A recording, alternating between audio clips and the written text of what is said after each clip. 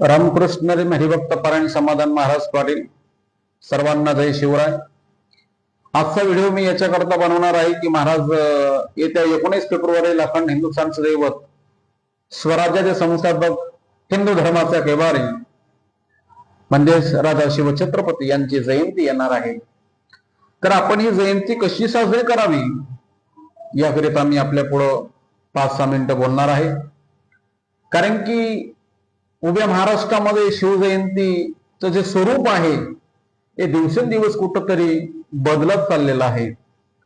कोणी डीजे लावतं, कोणी बॅनर लावतं, नको तो धिंगाणा लावतात आणि जयंतीचं स्वरूप फार वेगळ्या दिशेकडे वाटचाल करत चाललेलं आहे।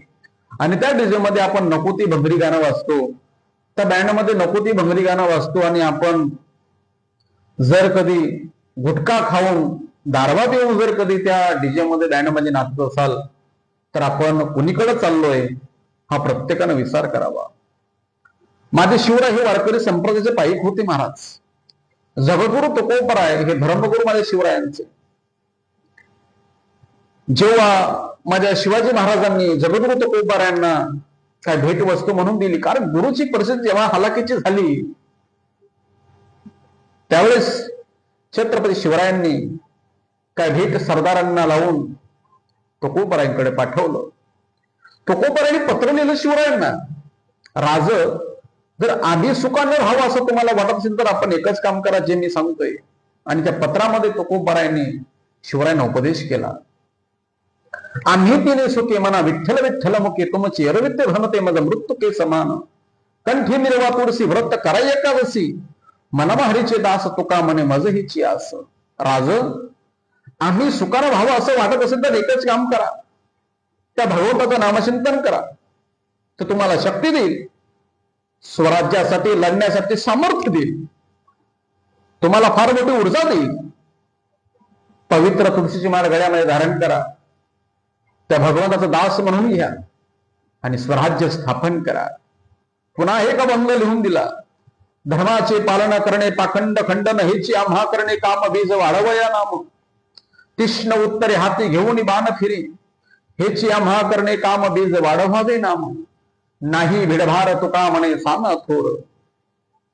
आणि म्हणून वारकरी संप्रदायाच्या परंपरेनुसार आपण प्रत्येक गावामध्ये कीर्तन या उत्सवाने शिवजयंतीचा आनंद घ्यावा।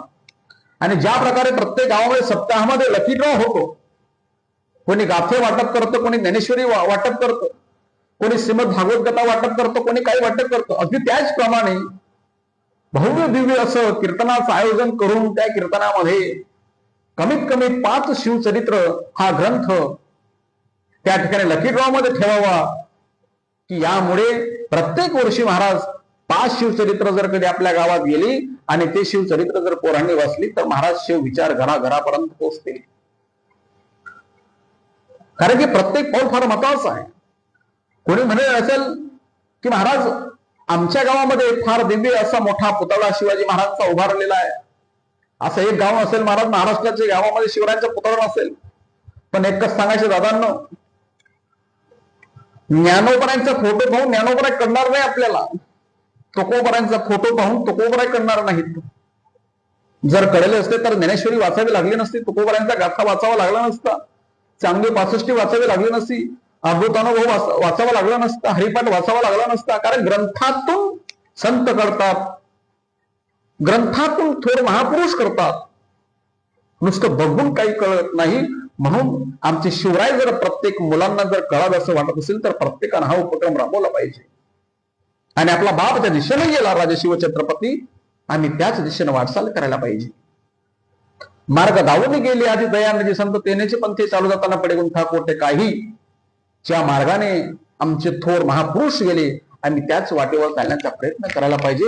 हीच शिवजयंती कधी साजरी होत असते। पण बरेच गावामध्ये आज व्याख्याने आयोजित केली जातात, चांगली गोष्ट व्याख्यान आयोजित करा, पण महाराज व्याख्यानकाराचा असावा की ज्याच्या गळ्यामध्ये पवित्र तुळशीची माळ असावी, आस्तिक असावा। कारण शिवराय हे माडकरी होते आणि आम्ही त्यांच्या व्याख्यानाला जर कधी माडकरी नसण्याला जर वाचन करून बोलत चला आचरणात नसेल तर काही कामाचं नाही। बोलणाऱ्याला कृतीची जोड असावी तुकोबराय म्हणतात. बोले तैसा चालेल त्याची वंदावी पाऊले, तरच परिवर्तन होतं. कबीर महाराजांच्या भाषेत सांगायचं म्हटलं तर, राखी पाया राखता घर का काया खेत, औरण को परम होता परी मोने गहीर येत. दुसऱ्याच्या वावरामध्ये महाराज राखण करायची, स्वतःच शेत मात्र लोकांनी खाऊन घेतलं तर काय फायदा आहे. लोकांना परमार्थ शिकवायचा, लोकांना नैतिक मूल्य शिकवायचे, आणि आपण मात्र त्याचं पालन करायचं नाही. असे बरेच व्याख्यानकार वक्ते आहेत. महाराज स्वतः आचरणात आणत नाहीत, दुसऱ्याला मात्र जे उदाहरण देतात. म्हणून व्याख्यान जरी ठेवलं कोणीही गावामध्ये, पण महाराज तो व्याख्यानकार आस्तिक असावा, गड्यामध्ये पवित्र तुळशीची माळ असावी, तर शिवाजी महाराज करतील महाराज. नाही तर आज समाज फार अधोगतीकडे वाटचाल करत चाललाय. तरुण पिढीला धर्माबद्दल आस्था राहिली नाही. एकच व्यासपीठ आहे पवित्र असं वारकरी संप्रदायाचं आपलं, त्या व्यासपीठावरून धर्म विचार पोहोचवले जातात, नवी ऊर्जा शिकवली जाते, आणि मुलांना योग्य असं सन्मार्गावरती नेलं जातं. असं पवित्र असं व्यासपीठ आहे. आणि त्या व्यासपीठाच्या माध्यमातून आपण शिवरायांची जयंती फार मोठ्या जल्लोषानं साजरी करावी, ही आपण आपल्याकडे मी आशा बाळगतो.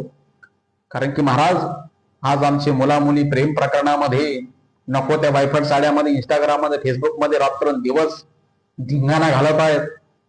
त्यांना ज्ञानोबराय माहित नाही, त्यांना तुकोबराय माहित नाही, त्यांना आपला धर्मग्रंथ माहित नाही, त्यांना आपल्या थोर महापुरुष माहित नाही, त्यांना शिवराय शंभूराजे काय करतील दादा. म्हणून चांगले उपक्रम राबवा महाराज. काळ फार धोक्याचा आहे,